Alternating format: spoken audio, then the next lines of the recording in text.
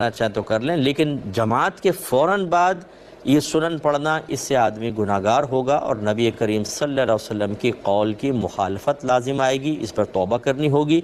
ہمارے بہت سارے بھائی بہن چونکہ مطلب باقاعدہ نمازوں کے مسائل سیکھے نہیں ہوتے اور وہ عمومی طور پہ نمازیوں سے مشورہ کر لیتے ہیں، اور اگر کوئی غلط قسم کا ایسا نمازی مل گیا جو نمازی تو ہیں لیکن ان کو دینی مسئلے نہیں پتہ، تو وہ غلط مسئلہ بتا کے خود بھی گناہگار ہوتے ہیں، یہ بھی گناہگار ہوتے ہیں۔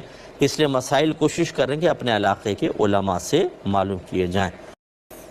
یہ کہتے ہیں کہ فجر کی نماز کی جماعت کے بعد بعض لوگ شروع میں سنت نہیں پڑھ پاتے، وہ آ کے سیدھے جماعت میں شامل ہو جاتے ہیں اور جماعت کے بعد سنتیں پڑھتے ہیں، کیا حکم شرع ہوگا؟ نبی کریم صلی اللہ علیہ وسلم کی حدیث مبارکہ کے مطابق جب طلوع فجر ہو جائے تو آفتاب یعنی سورج نکلنے تک سوائے سنن فجر کے اور کوئی نوافل جائز نہیں ہوتی۔ ایک تو بات یہ، دوسری بات یہ کہ یہ جو سنتیں ہیں ان کا محل جو ہے صرف فرض سے پہلے ہے۔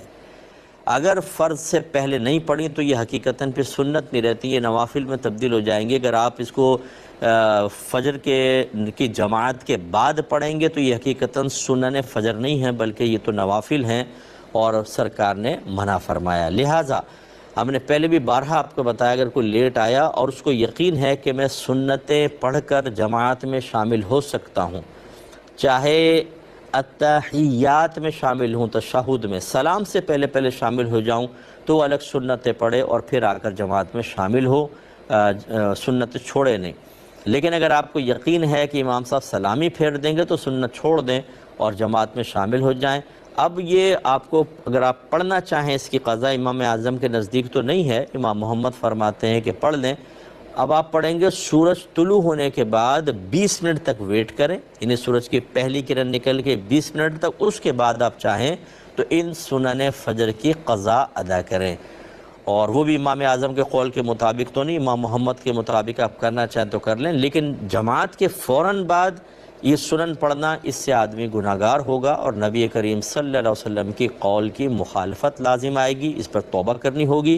ہمارے بہت سارے بھائی بہن چونکہ مطلب باقاعدہ نمازوں کے مسائل سیکھے نہیں ہوتے اور وہ عمومی طور پہ نمازیوں سے مشورہ کر لیتے ہیں، اور اگر کوئی غلط قسم کا ایسا نمازی مل گیا جو نمازی تو ہیں لیکن ان کو دینی مسئلے نہیں پتہ، تو وہ غلط مسئلہ بتا کے خود بھی گناہگار ہوتے ہیں، یہ بھی گناہگار ہوتے ہیں۔ اس لیے مسائل کوشش کریں کہ اپنے علاقے کے علماء سے معلوم کیے جائیں۔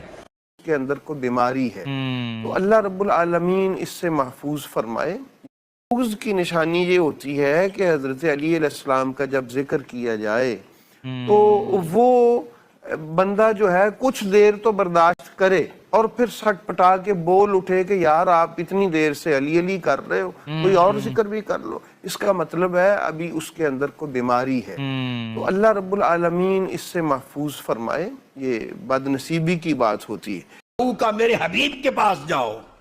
اب حافظ ابن کثیر نے لکھا کہ اس آیت میں اللہ تعالی گناہگاروں کو حکم دے رہا ہے، پوری امت کے گناہگاروں کو، عصاۃ و مذنبین کو، معصیت کاروں اور گناہگاروں کو حکم دے رہا ہے، ہدایت فرما رہا ہے کہ اگر ان سے خطا ہو جائے، اگر ان سے گناہ سرزد ہو جائیں تو ان یاتوا الی الرسول، وہ جہاں بھی ہیں رسول پاک کے پاس آئیں۔ حکم تو یہ ہے کہ رسول پاک کے پاس آئیں تاکہ معافی ملے، اور نیت رسول پاک کے پاس۔ اللہ نے عقیدہ خراب کیا آپ کا، میری بات سمجھیں، جو دو چار کچی پکی روٹیاں پڑے ہوئے ملا، جس کو دو چار لفظ رٹے گئے ہیں، اس نے بخشش لے کے دینی ہے؟ ارے اللہ تو کہتا ہے آ کے میرے محبوب کے پاس معافی مانگو اور بخشش مصطفیٰ لے کر دے گا، ملا نہیں لے کر دے گا۔ ملا نے تو اللہ کے بتائے ہوئے راہ سے ہی ہٹا دیا آپ کو۔ اللہ نے کہا تھا کہ جاؤ کا میرے حبیب کے پاس جاؤ۔ آپ داخل ہوئے مسجد باب جبریل میں، دو راستے، مسجد نبوی بھی ہے اور دور رسول بھی ہے۔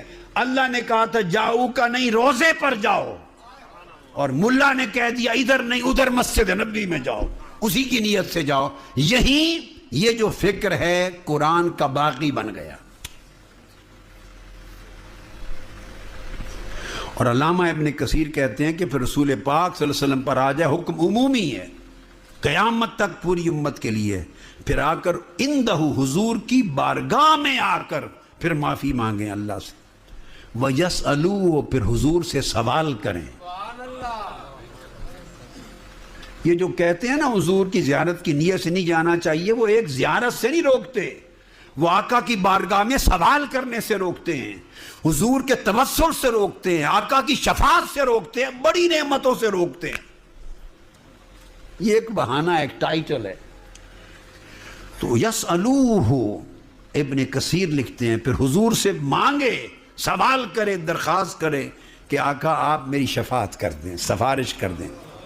آگے کہتے ہیں فَإِنَّهُمْ إِذَا فَعَلُوا ذَلِكَ، جب حضور کی بارگاہ میں آ کے یہ کام کریں گے تو پھر اللہ پاک ان کی توبہ قبول کر لے گا۔ نعرہ تکبیر، نعرہ تکبیر، پھر آقا کی بارگاہ میں کیوں بھیجا؟ یہ نیت کر کے جاؤ کہ حضور کی طرف جا رہے ہیں، اس کا کوئی ریزن ہوگا، آؤ وہ ریزن سمجھا دوں۔ پوری روئے زمین پر جہاں بیٹھ کر توبہ کریں، اس کا حکم یہ ہے وہ مالک ہے، مرضی قبول کر لے مرضی نہ کرے،